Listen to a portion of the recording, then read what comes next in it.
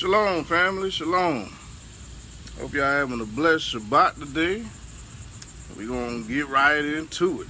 We're going to get right into this first Maccabees chapter 14 and finish reading where we left off. And you know, before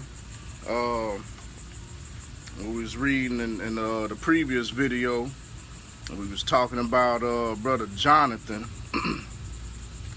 and how Jonathan was dealing with the Greeks and the Romans, and along with the Potomac Egyptian, okay, which are also the Greeks who took over as king and pharaoh in the land of Egypt and married the daughter Cleopatra. And what they wanted to do was the Potomac Egypt wanted their daughter to come out from the marriage of the Romans and be married back into the Greeks, since the Potomac Egypt was being ran by the Greeks. So the Greeks and the Romans at the time were beefing with each other. During that same time, we had brother Jonathan come up, and he was leading the children of Israel at the time as high priest. And then we started dealing with Alexander, who was King Alexander. Let me get his title.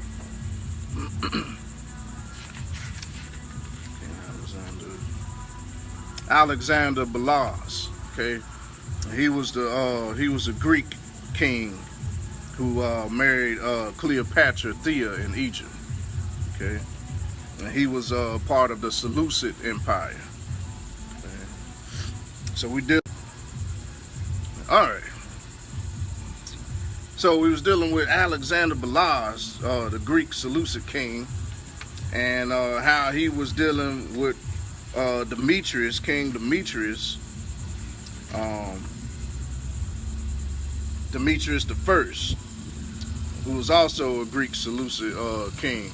So if you think about it, the Greeks had many little kings depending on what region of the world they was ruling in, and each one of these kings were dealing treacherously with each other and knocking each other off, of their kingdom so they can take over as king. So what happened was, remember we was talking about how Alexander ended up getting his head cut off by the Arabians.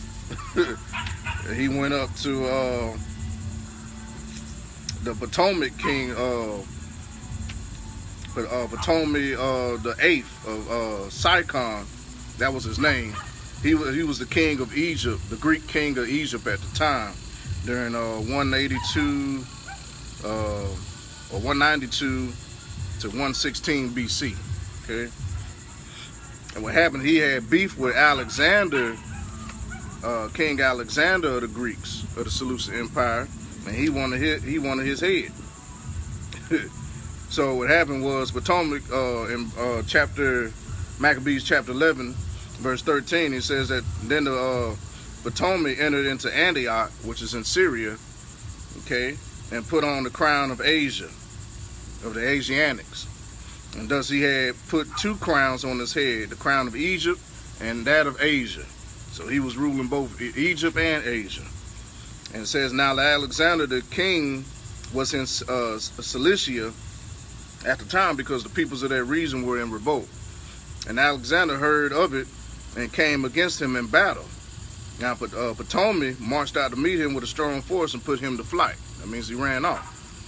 And so Alexander fled into Arabia, which we call Saudi Arabia today, to find protection there, and King Potomac was exalted. And Zabdal, which was a Jordanian of the tribe of the Nabateans, okay, Zabdal the Arab, they called him Zabdal the Arab, he was a Jordanian of the tribe of the Nabateans, okay, he said, cut off the head of Alexander, the Greek Seleucid king, and sent it to the Egyptian Greek Seleucid king in Egypt. It says, but Potomac died 3 days later, and his troops in the strongholds were killed by the inhabitants of the strongholds. So there was no, when you do the research, it said that there was, they couldn't figure out why he died. He just died of some type of crazy causes that was not mentioned. And it says, in those days, Jonathan, it says, but, so Demetrius, which is the Demetrius second, the second of Nicator, came up as the Greek Seleucid king in empire in Syria. And it says he became king of the 160th year, and in those days Jonathan assembled men of Judea, of the Jews, to attack the citadel in Jerusalem, and he built many engines of war to use against it. So Jonathan was still fighting against the Greeks during his time after the death of his brother. And he reigned, and he began to fight against Trypho. Now Trypho was, his name was Didiotus Trypho. I did research on him, and he declared himself king of the Greek Seleucid Empire after he knocked off the king of the Greek king, who became and took over Asia.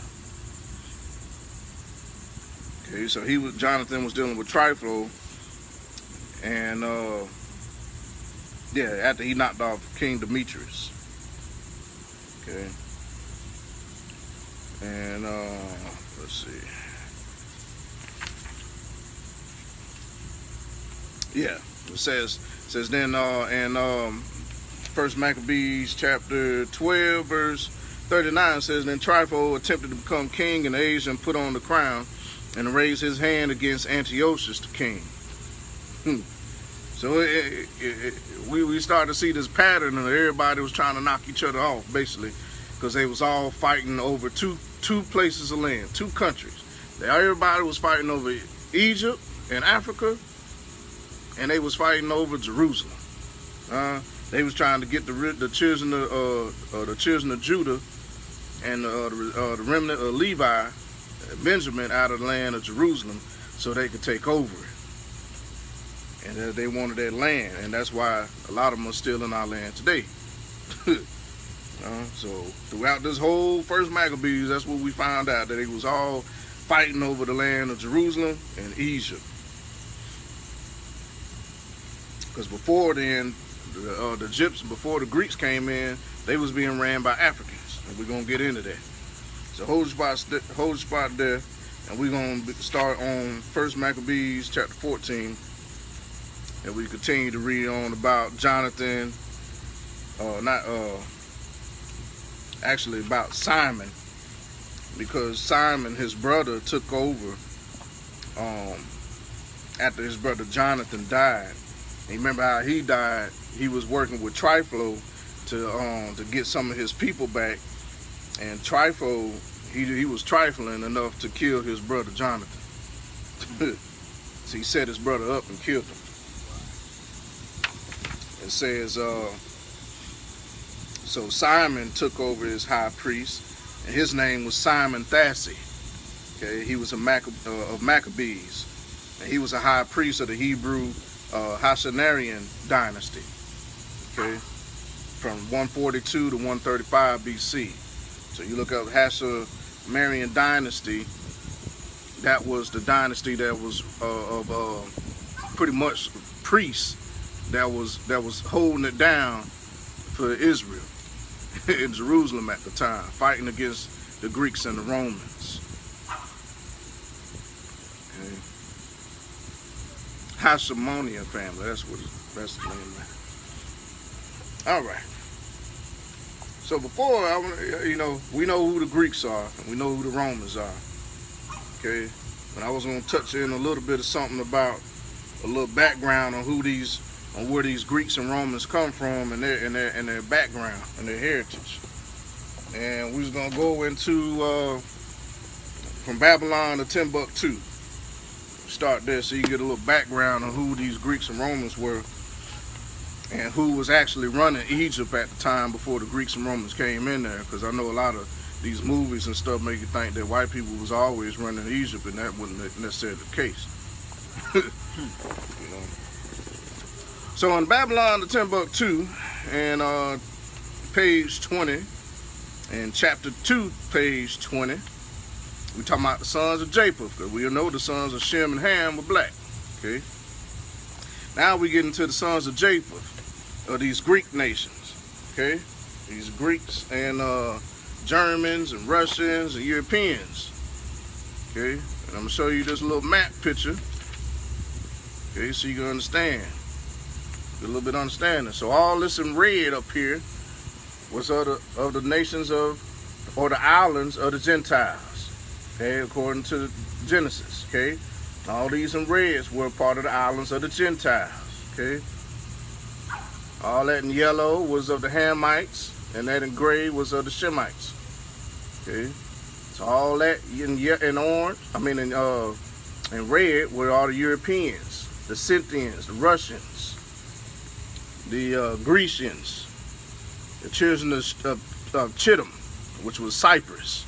Okay, so when we read about Chittim in the Bible, or Kittim, they talking about the Cyprus, which was part of the Greek and Roman Empire, who blended their seed in with Esau, the Edomites, aka the so-called white man today. Okay, and we talking about Gog, Gomer, Magog. We talking about the Russians and the Georgians and Armenians. Okay, so when we read about the Battle of Gog and Magog, for World War III, we talking about the Russians, the Georgians, and the Armenians.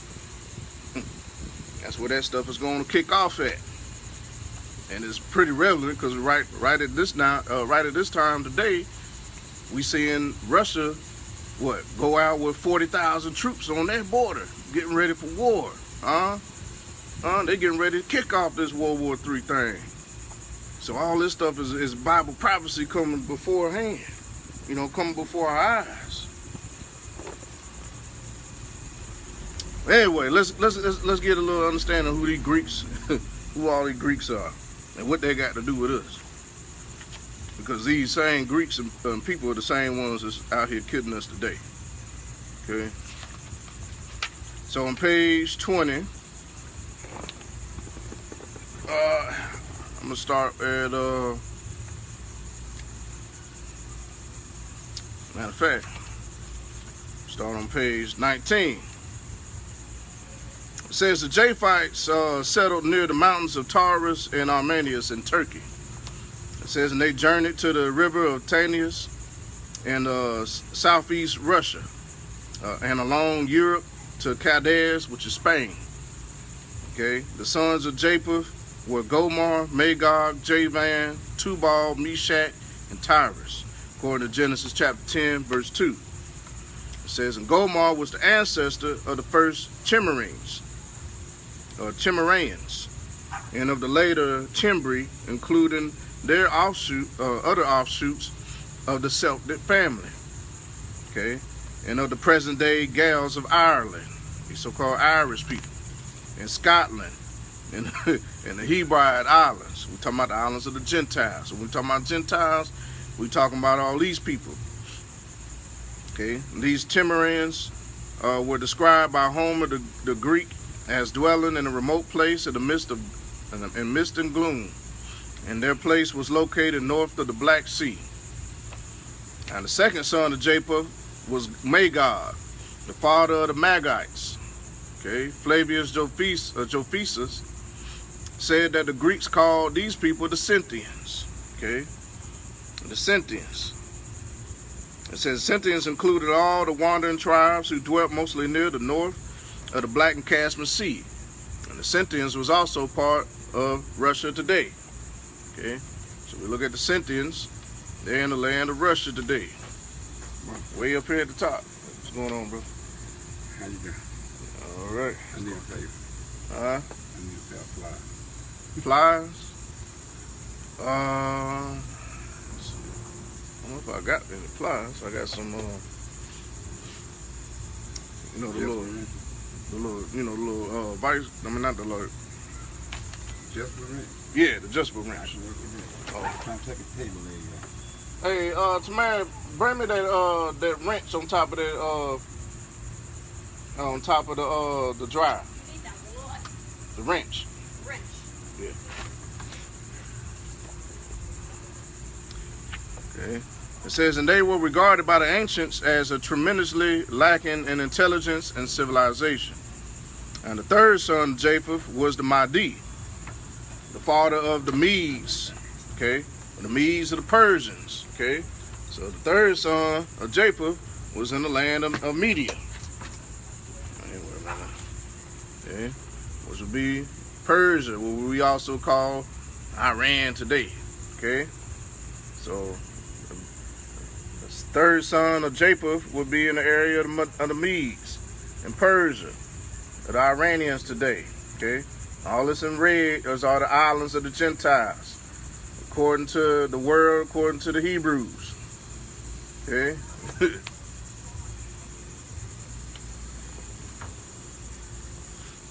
All right. It says, and they were located at the southern part of the Caspian Sea.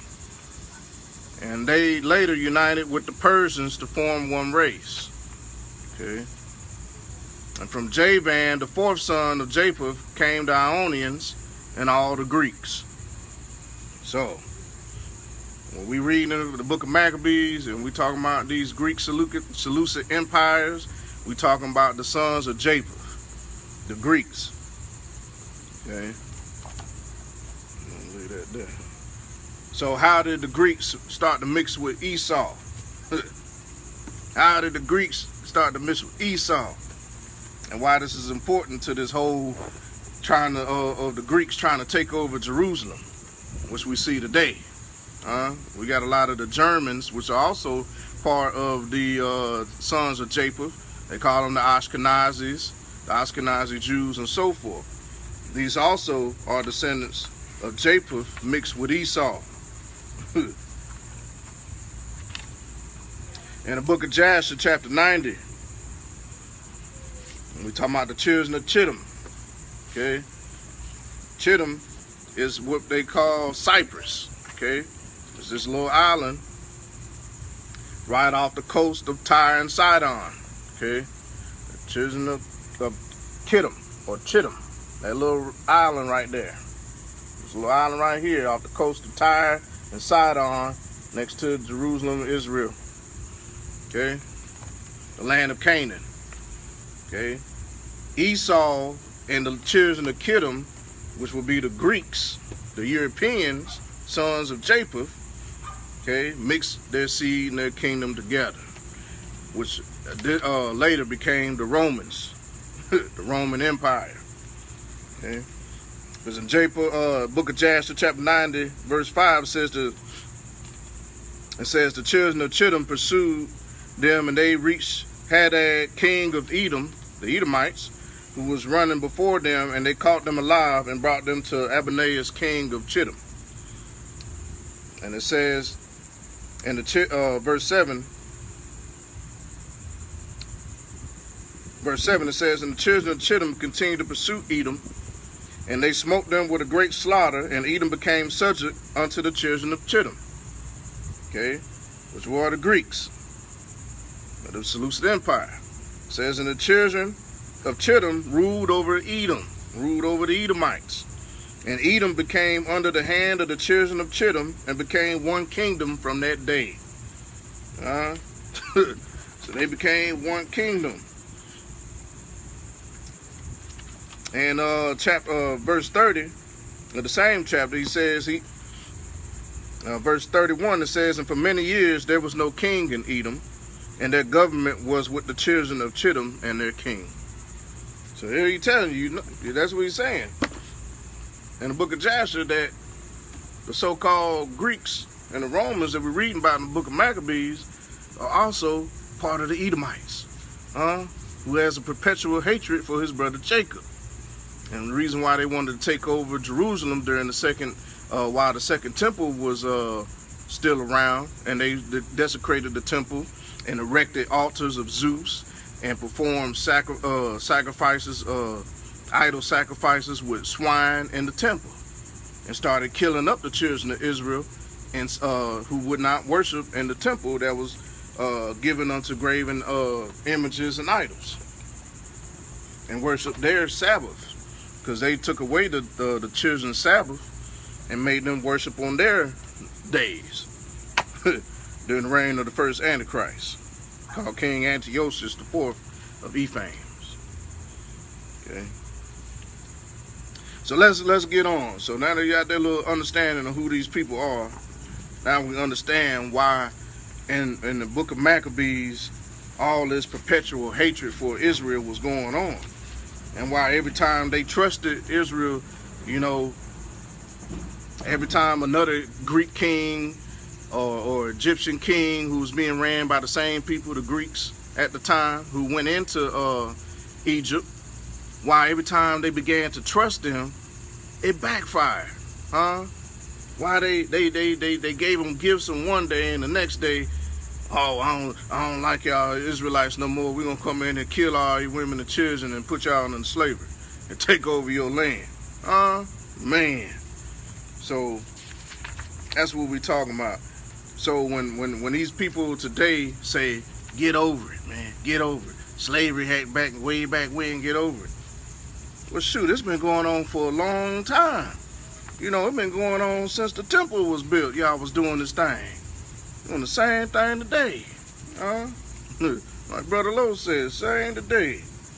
So we dealing with the same mindset of these people in this book of Maccabees today, which is half the reason why they won't allow us to go back to our country today. So go with me to 1 Maccabees chapter 14. 1 Maccabees chapter 14. And this ain't gonna be that long, because we almost done. We almost done with the first book. Okay.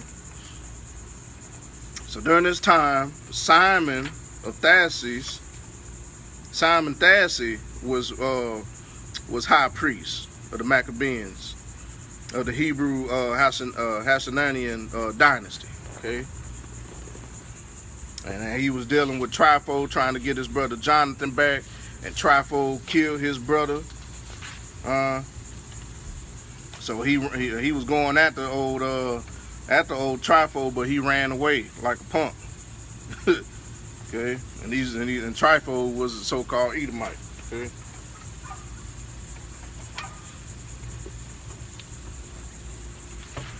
All right. First Maccabees chapter 14 says, in the 172nd year, Demetrius the king assembled his forces. Remember I told you Demetrius the king was Demetrius the second. Okay, so during the time Demetrius the second assembled his forces and marched into Media, which is Medes and Persia, to secure help, so that he could make war against Trypho. Okay. So we had another Greek king going after another Greek king, you know, which is funny, because at all this history, you know, the Greeks was going against each other, and the Romans was going against the Greeks, and the Romans were going against the Romans, and so forth, and which is likened to white on white crime. So here you go, another Greek going after another Greek. Okay, because obviously he was trifling with him too. Okay. So it says, verse 2, it says, and Arsaces, the king of Persia and Medes, heard that Demetrius had invaded his territory. And he sent one of his commanders to take him alive. And he went and defeated the army of Demetrius, and seized him and took him to Arsaces, who put him under guard. It says, then the land had rest all the days of Simon. Okay, and he sought the good of his nation, and his rule was pleasing to them. And was the honor, it says, and was the honor shown him all his days. Okay. So when we're reading this, we know we're talking about the Israelites. We know we're talking about black people who actually was running stuff.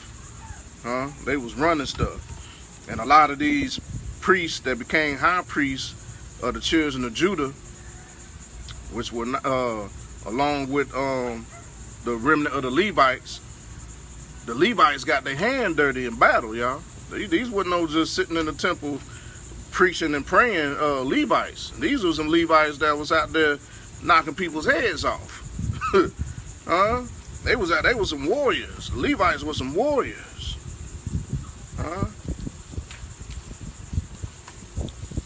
So Simon said he saw the good of his nation, and he was ruling, pleasing them, and was the honor shown him in all his days. It says, to crown all his honor, he took Joppa for a harbor, the land of Joppa, and opened the way to the islands of the sea. And he extended the borders of his nation and gained full control of the country. It says, and he gathered the host of the captives. He ruled over Gazara and Bethzor and the citadel, and he removed this uncleanness from it, and there was none to oppose him.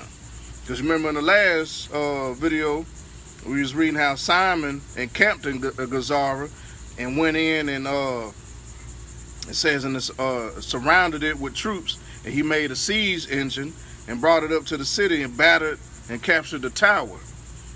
And it says, and the men in the siege engine leaped out in the city, and a great tumult arose in the city, meaning a riot. And the men of the city with their wives and children went upon the wall with their clothes rent, and they cried out with a loud voice, asking Simon to make peace with them. Now this was a high priest. It was like unto a Levite. A high priest going out there slaughtering. They said, do not treat us according to our wicked acts, but according to your mercy. So Simon reached an agreement with them and stopped fighting against them, but he expelled them from the city and cleansed the houses in which the idols were, and then entered in with hymns and praise. So he was going in, he was going to get them people out of the citadel, because what was going on, the people that was in the citadel that the Greeks had put up, they was going into the city doing all kind of desecration to the temple, slaughtering pig on the altars and worshiping Zeus. They were doing all kind of uncleanness. They had to get them out of there. So in verse 8, it says, they tilled their land in peace. The ground gave its increase. Okay. And the trees of the plains their fruit. It says, an old man sat in the streets, and they all talked together of good things, and the youths donned their glories and garments of war. It says, he supplied the cities with food and furnished them with the means of defense, till his renown spread to the ends of the earth. And he established peace in the land, and Israel rejoiced with great joy. So each man sat under his vine and his fig tree, and there was none to make them afraid. That sounds familiar. Sounds familiar. We know we read in the scripture when Yahushua comes and gather the children of Judah and the rest of the house of Israel and bring them into their land. He said we're going to dwell with him in the midst of Yahushua, and dwell in our land in peace, and none shall make us afraid. So that's that kind of peace we're looking for. But that peace ain't here right now, because we ain't in our land. But we got to wait on the Most High. We got to wait on the Most High. We got to come together as a people, just like they did in the book of Acts, chapter 2. Now they all came together as one people, and the Most High blessed them with the gifts of the Ruach, to be able to speak in one language, and speak in one tongue, one language, that everyone of their different nationalities can understand. Their different tongues can understand each other. So then we're going to have peace. Until then, we ain't going to have no peace like that right now. So he's saying in verse chapter 12, it says that each sat a man under his vine and his fig tree, and there was none to make him afraid, and no one was left in the land to fight them. And the kings were crushed in those days. And he strengthened all the humble of his people, and sought out the law, and he did away with every lawless and wicked man. So he went in there cleaning the house. It says he made the sanctuary glorious, and added to the vessels of the sanctuary. And it says, and it was heard in Rome and as far as way as Sparta, that Jonathan had died, and they were deeply grieved. Remember last time we was talking about the Spartans, like the movie 300. Okay, Spartans were in the land they call Lacedaemon. Okay, was the ancient Greek land of Lacedaemon. Okay, and there, when he was writing the letters to the Spartans, he was writing the letters to the remnant of the tribe of Simeon, to the Semonite tribe, living in the Greek-Roman empire of Lacedaemon, or Sparta. Okay. So we hear about Sparta in here. We talking about he was writing his letters unto the tribe of Simeon, his brother, Levi and Simeon. So he says, when they heard that Simon, his brother, had become high priest in his place, and that he was ruling over the country and the cities in it, they wrote to him on bronze tablets to renew with him the friendship and alliance which they had established with Judas and Jonathan, his brothers. His brothers. There you go. So it wasn't like they was really trying to make a covenant with Rome. They was really trying to make a covenant with their brother Simeon, of the tribe of Simeon, that was in the land of Rome at the time.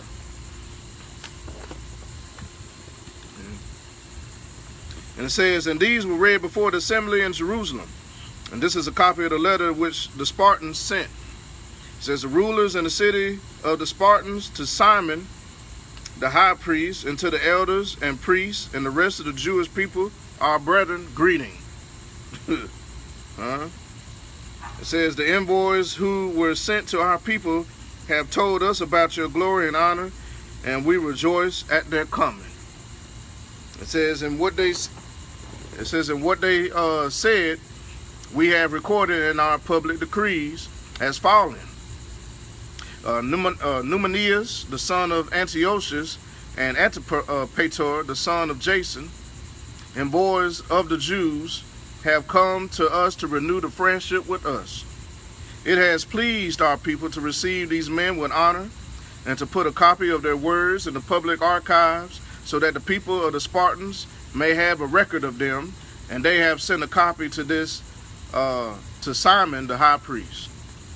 And after this, Simon sent Numenius to Rome with a large gold shield, weighing 1,000 minas, to confirm the alliance with the Romans.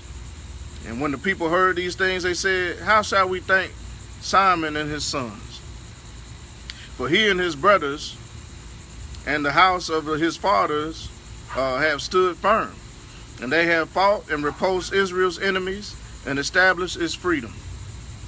And so they made a record on bronze tablets and put it upon pillars on Mount Zion.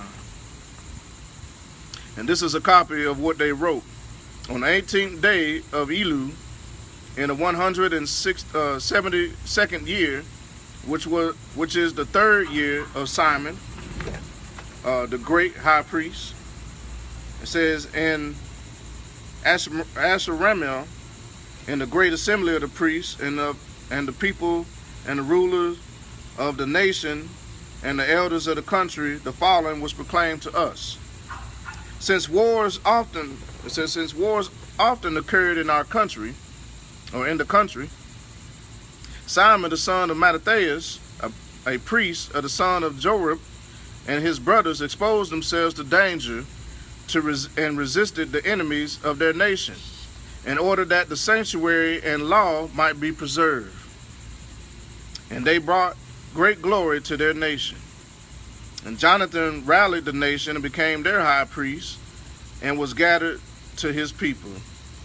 And when their enemies decided to invade their country and lay hands on their sanctuary, then Simon rose up and fought for his nation. And he spent the great sums of his own money, and he armed the men of his nation's forces and paid them wages. And he fortified the cities of Judea and Bethzor on the borders of Judea, where formerly the arms of the enemy had been stored, and he placed there a garrison of Jews. So we talking about some Israelites that wasn't afraid to throw down, you know. Cause since we came to this country, we have been beaten to be beaten to be oppressed and mentally discouraged to be seen as weak black men of Israel. Passive. You know, just let master come and kill all your children and don't say nothing about it. Control your neighborhoods, your streets. And we were controlling our own neighborhoods and streets. We want to put a daggum stop sign up there on our own streets back in the day. So we get over here in the land of our enemies, and we made to bow down unto them and made to be as weak men when the tribe of Judah and Jerusalem was fighting for their country. They weren't no weak men. They was reaching out to the Spartans, to the tribe of Simeon that was in the midst of the Spartans in Rome, and trying to establish a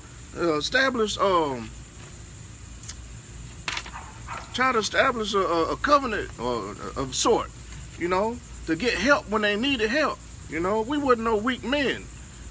We were some warriors. All these cats was warriors. Hey, I'm trying to tell you. You thought David was some warriors. These cats were some warriors. They ain't spare a minute on going in and slaying these other nations that was coming against them. So we were some warriors. We were some fighting people. All right, bro. We were some fighting people. So when we reading, I want y'all to remember that we were some strong fighting people. We weren't no weak men when we was dealing with Edomites and dealing with the Greeks and the Romans. Let's read on. Let's read on. It says, verse 34, it says, he also fortified Joppa, which is by the sea, and Gazara, which is on the borders of Azotus, where the enemy formerly dwelt. And he settled Jews there and provided in those cities whatever was necessary for their restoration. And the people saw Simon's faithfulness and the glory which he had resolved to win for his nation. And they made him their leader and high priest, because he had done all these things, and because of the justice and loyalty which he had maintained towards his nation. He sought in every way to exalt his people. It says, and in his days things prospered in his hands, so that the Gentiles were put out of the country, as were also the men of the city of David in Jerusalem, who had built themselves a citadel, from which they used to sally forth and to defile the environs of the sanctuary, and do great damage to its purity. So he defended the nations, defended Jerusalem from the Gentiles, as well as the Gentiles who came in and built citadels, the strong towers in Jerusalem, and went in polluting the sanctuary and polluting their streets. And all this going on, eating swine and pork, and all this going on in the city of Jerusalem, because they were trying to keep it holy. They was fighting for the Most High.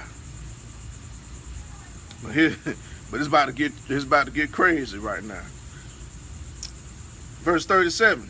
It says, he settled Jews in it, and fortified it for safety of the country and of the city, and built the walls of Jerusalem higher. So that's how we got that big old wall we got in Jerusalem today. Because every time the Gentiles went rushing in there trying to take over Jerusalem, they kept building the wall higher and higher and higher. That's how we got that big western wall that everybody go pray to as a remembrance of what our ancestors did in the book of Maccabees. But who are they praying for? Are they praying for the real Jews, or they praying for their own sins? They ain't praying for us. They ain't praying for our people who built the wall. We built pyramids too. According to the book of Maccabees, we built pyramids. Because Simon, in the book of Maccabees, chapter 13, it says Simon, verse 27, It says Simon built a monument over the tomb of his father and his brother, and he made it high that it may be seen with polished stone at the front and back. And he also erected 7 pyramids opposite one another, and for his father and mother and 4 brothers. It says, and for the pyramids he devised an elaborate setting, erecting about them great columns, and upon the columns he put suits of armor for a permanent memorial, and beside the suits of armor carved ships, so that they could be seen by all who sail the sea. So who black people build pyramids, huh? We built that wall. We built that wall in Jerusalem. We built the pyramids. We were some architects. We wasn't no dumb people. But he said that in the Babylon Timbuktu, he said the sons of Japheth, the Europeans today, were some dumb people. We weren't no dumb people. We were smart. We were smart enough to build pyramids, build walls, smart enough to build up the America, huh? They were smart enough that they started with one Negro and hey, look at all this Negro, they'll go get some more, huh? Smart enough for y'all to bring us over here and build y'all White House, huh? We were no dumb Negroes. We were some smart people, some warriors. We didn't take no crap, huh? Verse 38. It says, in view of these things, King Demetrius confirmed him in the high priesthood. And he made him one of the king's friends and paid him high honors. It says, for he had heard that the Jews were addressed by the Romans as friends and allies and brethren, and that the Romans had received the envoys of Simon with honor. It says, and the Jews and their priests decided that Simon should be their leader and high priest forever, until a trustworthy prophet should arise. Huh? Well, we know he ain't stayed the high priest forever, but then we had Melchizedek, who became a high priest. And then after Melchizedek, who it was? Because even Moses paid tithes unto Melchizedek. And then who took over Melchizedek? Yahushua. He became high priest forever. Huh? But let's read on. It says, and the Jews and their priests decided that Simon should be their leader and high priest forever until a trustworthy prophet should rise, and that he should be governor over them, and that he should take charge of the sanctuary and appoint men over it, tasked, and over the country and the weapons and the strongholds, and that he should take charge of the sanctuary. It says, and that he should be obeyed by all, and that all contracts in the country should be written in his name, and that he should be clothed in purple and wear gold. So they were trying to put Simon up like he was the Mashiach, huh? Verse 44, it says, and none of the people or priests shall be permitted to nullify any of these decisions, or to oppose what he says, or to convene an assembly in the country without his permission, or to be clothed in purple, or put on a gold buckle. Huh? So now you got, you had Simon, he was kind of like the Mashiach in his day. Nothing happened unless it came through him. And what we got today, we got the Roman Church, the Roman Catholic Church doing the same thing, trying to be like Simon, clothed in purple and scarlet, with all this gold, and nothing go through, nothing gets built, no church comes in order without going through the papacy, huh? See how they like to steal everything? The devil come to steal, kill, and destroy, don't he? Steal identity. It's the biggest identity thieves ever seen. All right. So it says, verse 45, it says, whosoever acts contrary to these decisions or nullifies any of them shall be liable to punishment. It says, and all the people agreed to grant Simon the right to act in accord with these decisions. So Simon accepted and agreed to be high priest, to be commander and ethnarch of the Jews and priests, and to be protector of them all. They put him up high, huh?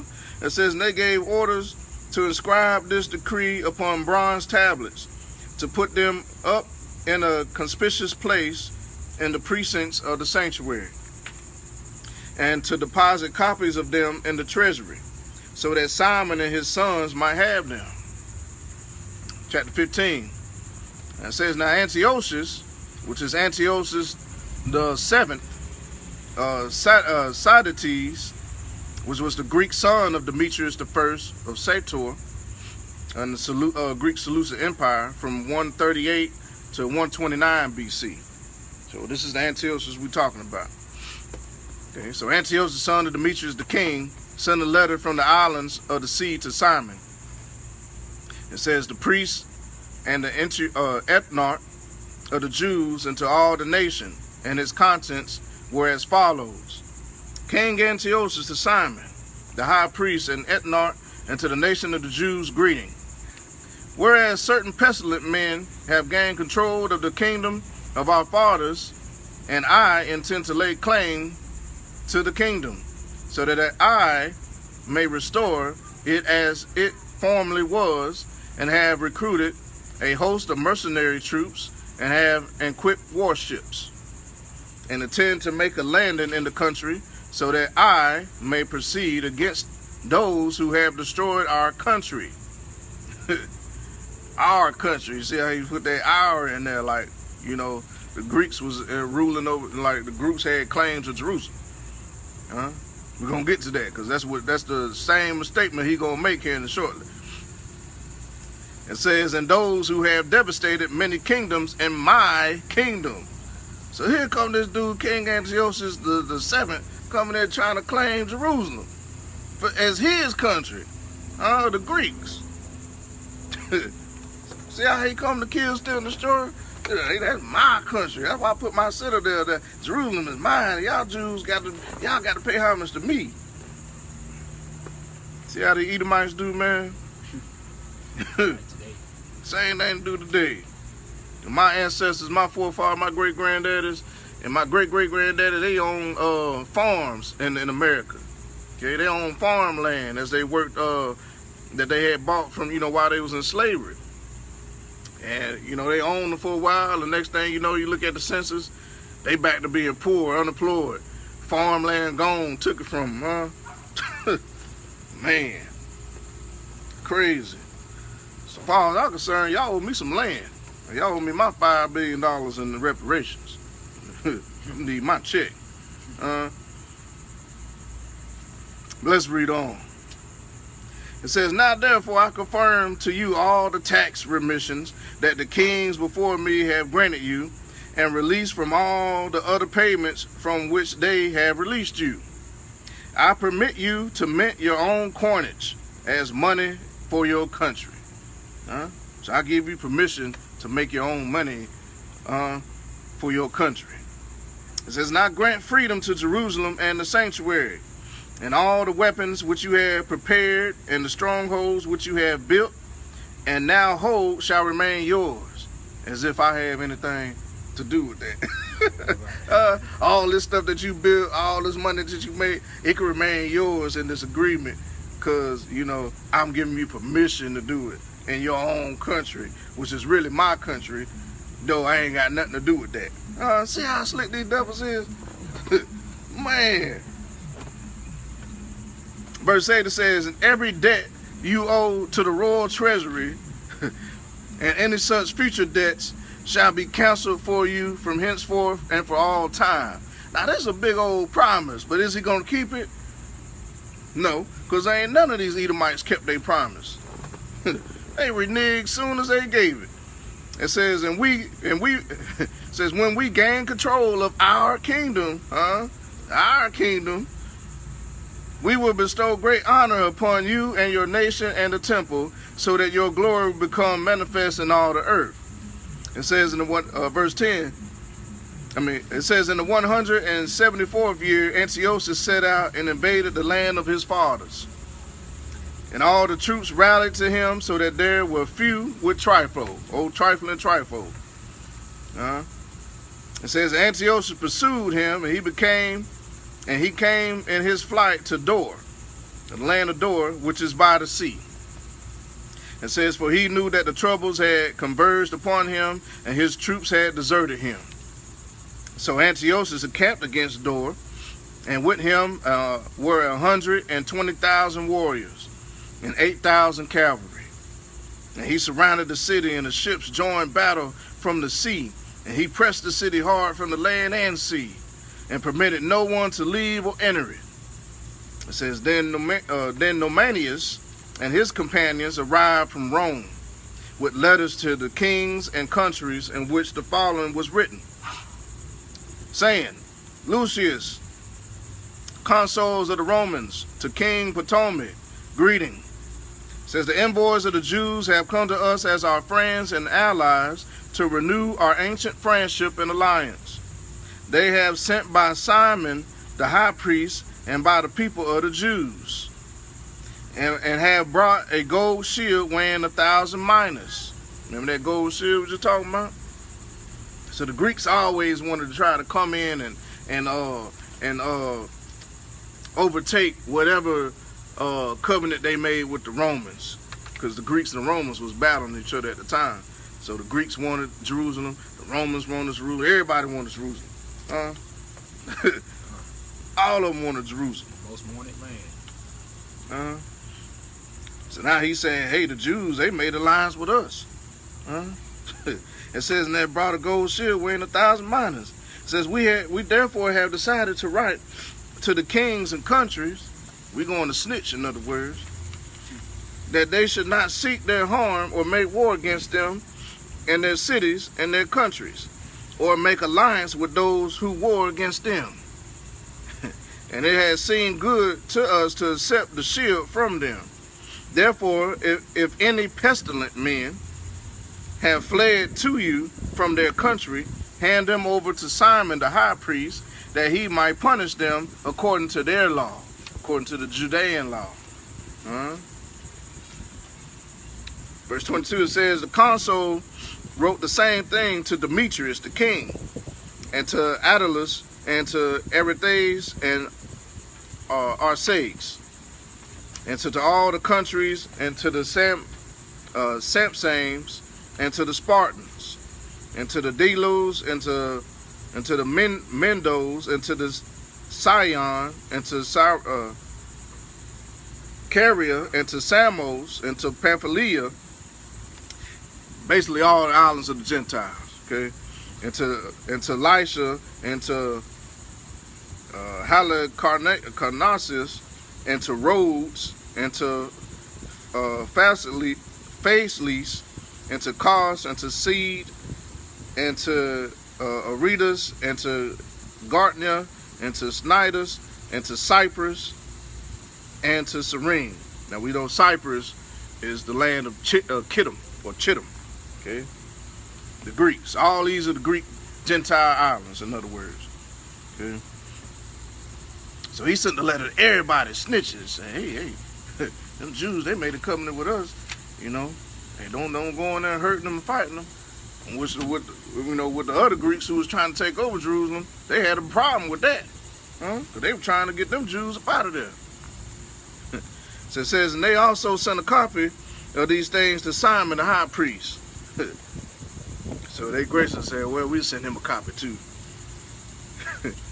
Verse 25. And you know they had printer paper back in the day, so it took a long time to write all these copies to all these places.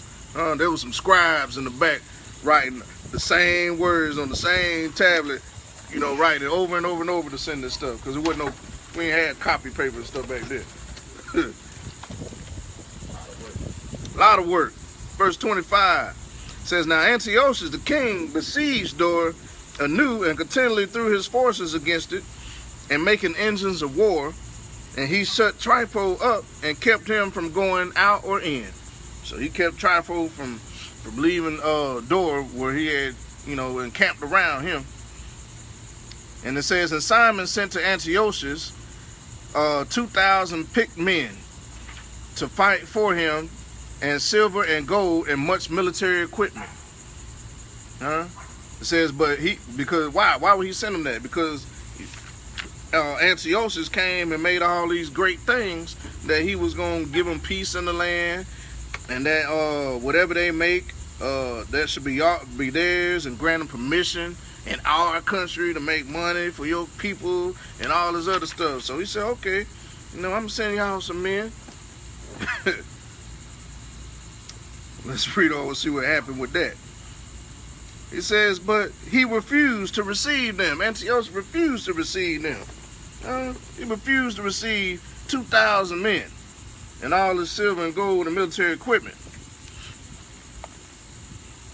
He said he refused to receive them, and he broke all the agreements he formerly had made with Simon. So as soon as he made these agreements to give him all the stuff, he broke it. He reneged on it. He became estranged from him. It says that he sent him to Athanabius, one of his friends, to confer with him, saying, you hold control of Joppa and Gazara and the citadel in Jerusalem. They are cities of my kingdom.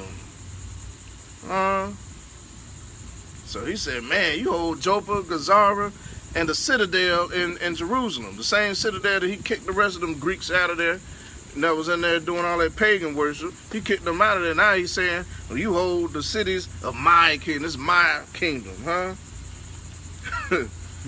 It says, you have devastated their territory, and you have done great damage in the land, and you have taken possession of many places in my kingdom. It says, now then, hand over the cities which you have seized, and the tribute money of the places which you have conquered outside the borders of Judea.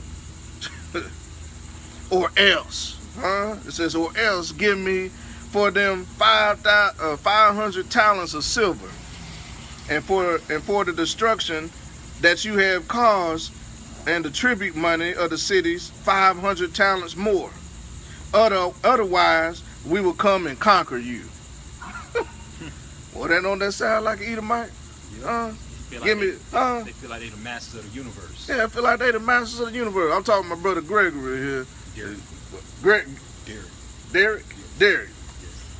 I'm sorry, that's Gregory. Derek, brother Gary, Derek here. You say hi, man? Yeah. Oh, you good? All right. So I got another brother. He come and listen to this word, and which I suggest a lot of y'all do, man, because we all need to hear this. We all need to hear. I know this could be like boring to some people reading the book of Maccabees and all this other stuff, but guess what? This is our history. You learn how your ancestors fought for the land that's ours, huh? You hear about how your ancestors who were black who fought for the land that's ours, that's rightfully ours, and still rightfully ours today.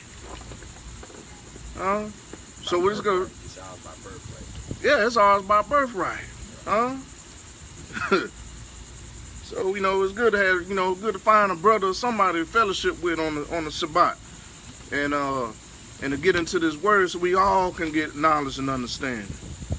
Because I know it's hard, it's hard trying to find like-minded people out here today. It's a hard thing, but it shouldn't be that hard. Look at all these other churches; they getting people by the thousands. And you mean to tell me you can't find out one person? Man, Well, let's continue reading. So here we go, Edom again. Because we know that the Edomites mixed their seed and came one kingdom with the Chittim, with the Greeks. So when we talk about the Greeks, we also talk about Esau. and this is pretty much fitting with how he would do too. So he's saying, verse 32 says, so Athanabius, the friend of the king, came to Jerusalem, and when he saw the splendor of Simon, when he saw all the money Simon had, it says, and the sideboard with its gold and silver plate, and his great magnificence, he was amazed. And he reported to him the words of the king. But Simon gave him his reply, we have neither taken foreign land or seized foreign property.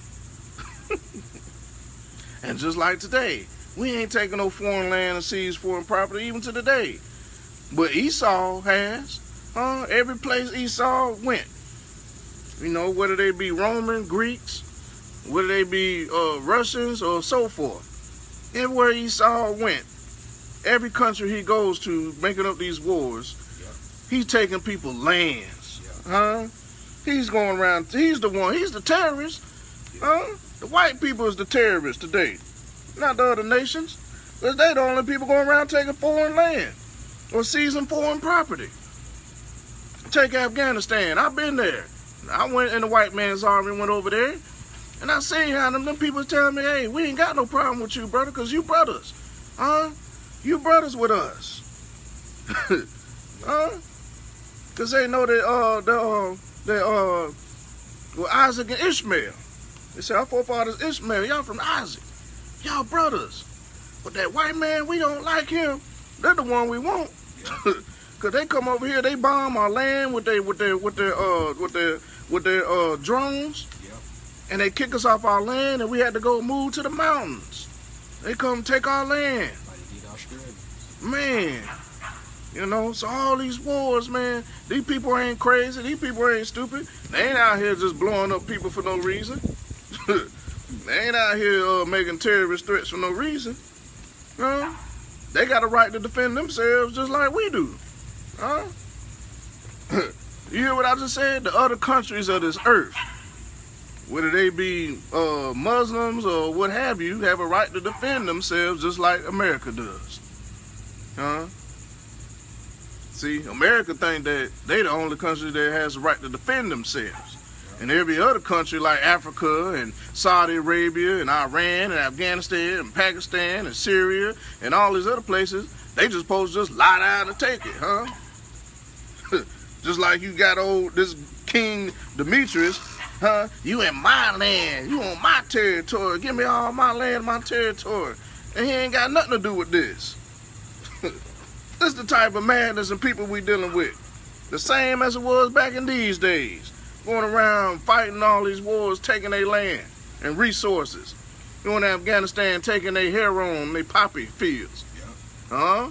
Where you think all this heroin come from? On the daggum ships. Taking over their poppy fields. That's what they're going over for, that they can make opium. So they can make cough syrup. We think all this gold, silver come from Mother Africa. Well, I ain't gonna say Mother Africa because the mother of us all is Zion, but Africa. On there taking all their silver and gold. Hey, who the terrorists then? We even us over here. Black Wall Street, remember that? 1920s. Oklahoma. Tulsa, Oklahoma. Went in there bombing up communities, schools, buildings, and banks. With bombs, with airplanes. Huh? Who the terrorists? They say, oh no, don't you forget 9/11. But when it comes to all they terrorist act, they want you to forget about it. But we ain't gonna let them forget. That's why we reading in this book. So here we go. They trying to claim they trying to stake claim to Jerusalem. They ain't had nothing to do with it. But it says, but Simon gave them this reply: we neither have taken foreign land nor seized foreign property, but only the inheritance of our fathers, which are at one, it says, which at one time have been unjustly taken by our enemies. Oh, you hear what Simon said?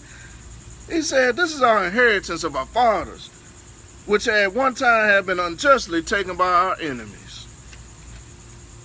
It says, now that we have an opportunity, we are firmly holding the inheritance of our fathers. So now we got the opportunity to defend ourselves. We're going to firmly hold the inheritance of our fathers. Now, as for Joppa and Garzara, which you demand, they were causing great damage among the people and to our land.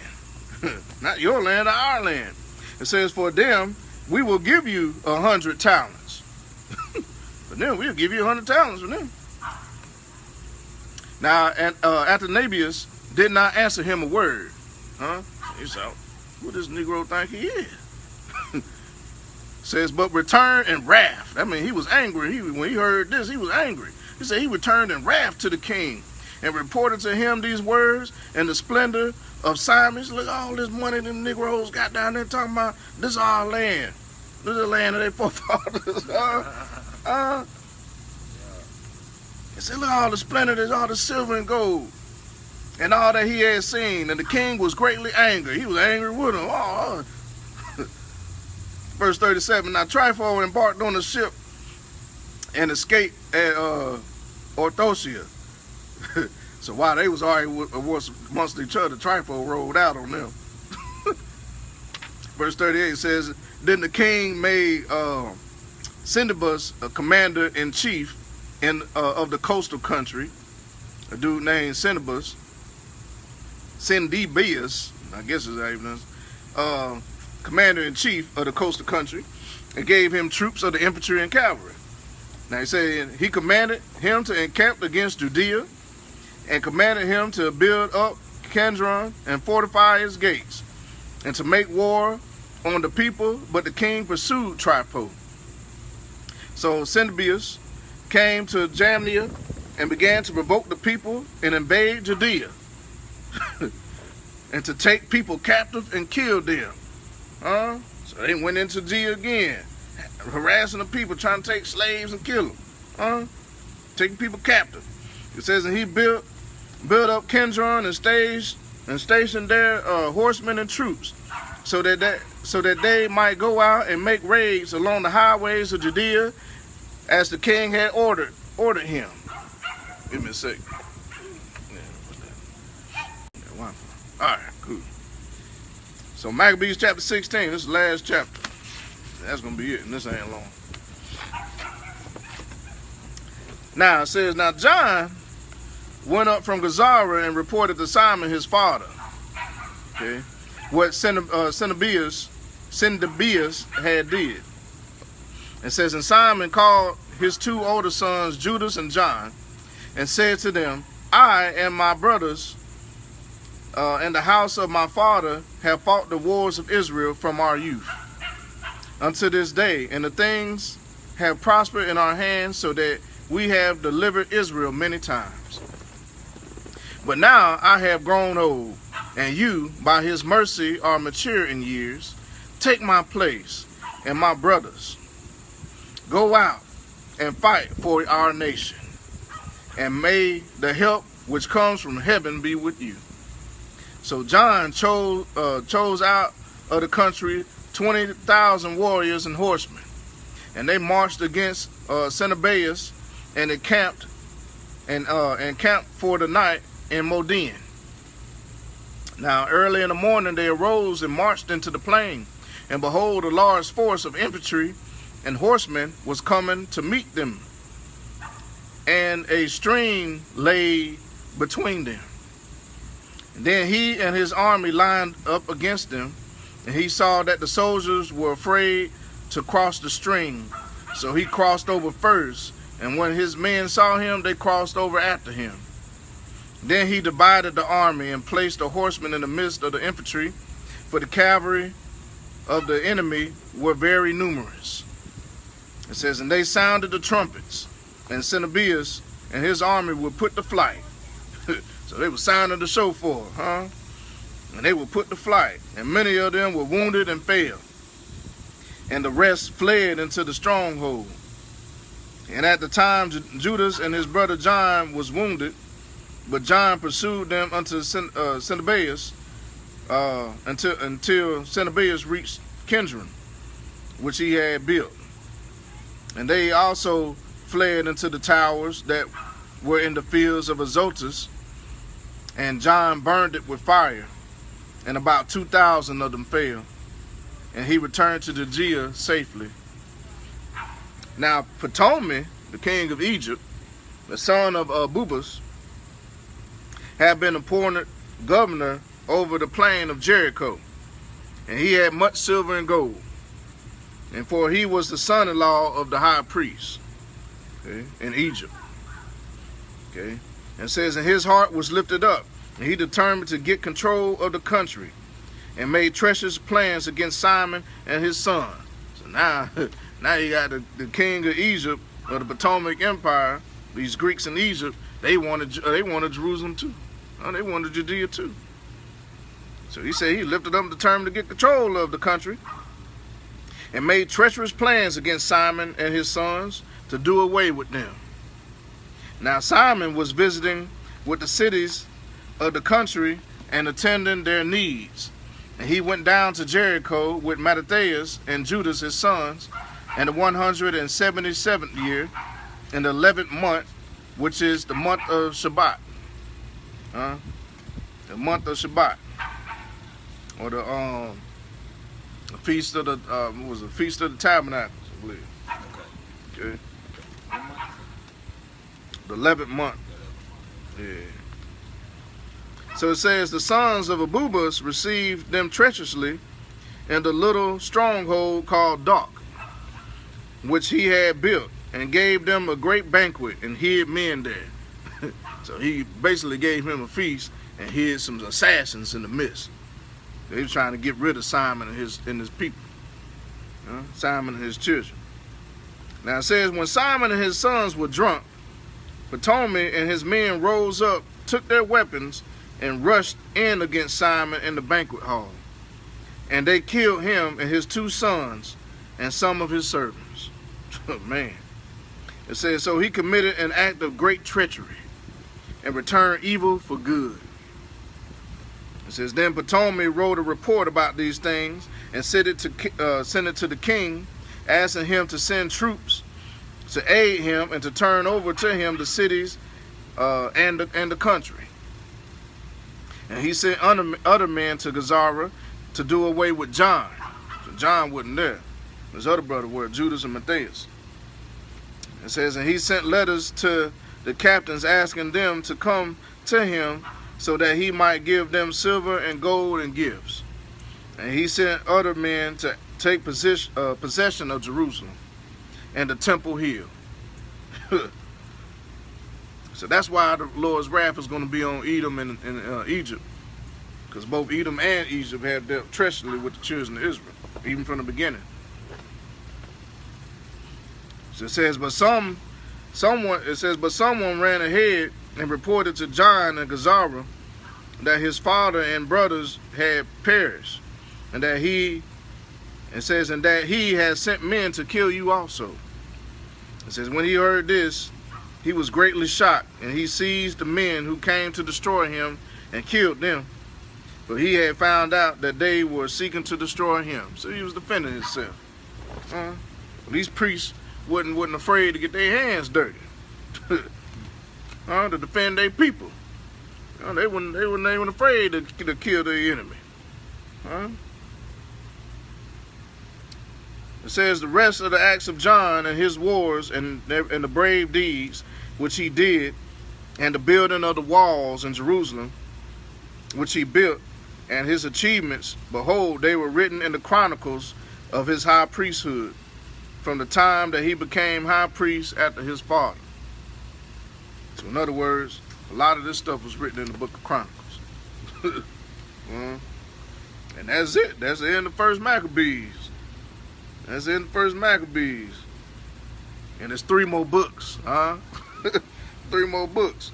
You got Second Maccabees, Third Maccabees, and Fourth Maccabees.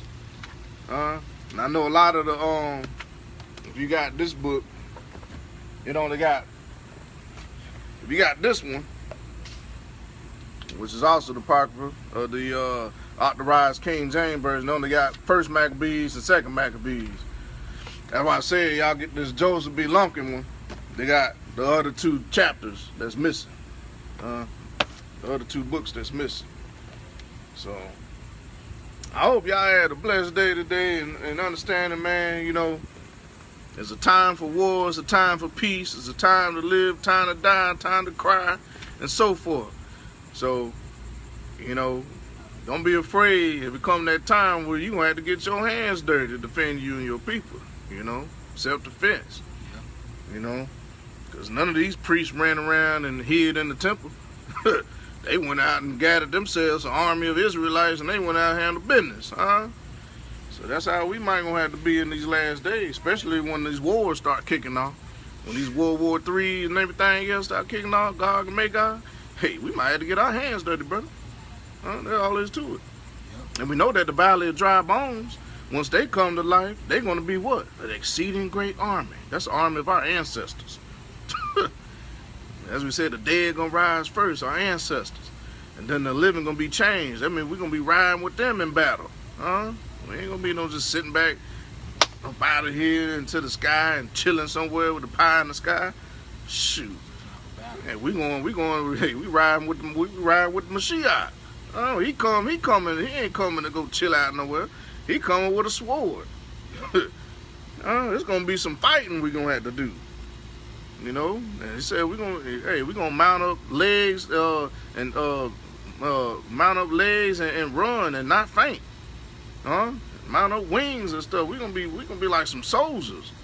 You know, we're gonna be battle out here. So he said when we go forth to slay the wicked, he said it's gonna be pitch dark. The sun and moon ain't gonna be out. Sun ain't gonna give his light. Moon ain't gonna shine. He said it's gonna be darkness upon all the faces of the children of Israel. And we going forward to slay the wicked. Jumping off mountains, rooftops, in the windows and everything. So I know they're scared a lot of white people, but hey, you should be. You better repent. Because your day is coming. Your days is coming. And with that, family, we say shalom. Y'all have a blessed Shabbat for the rest of the day. Shalom.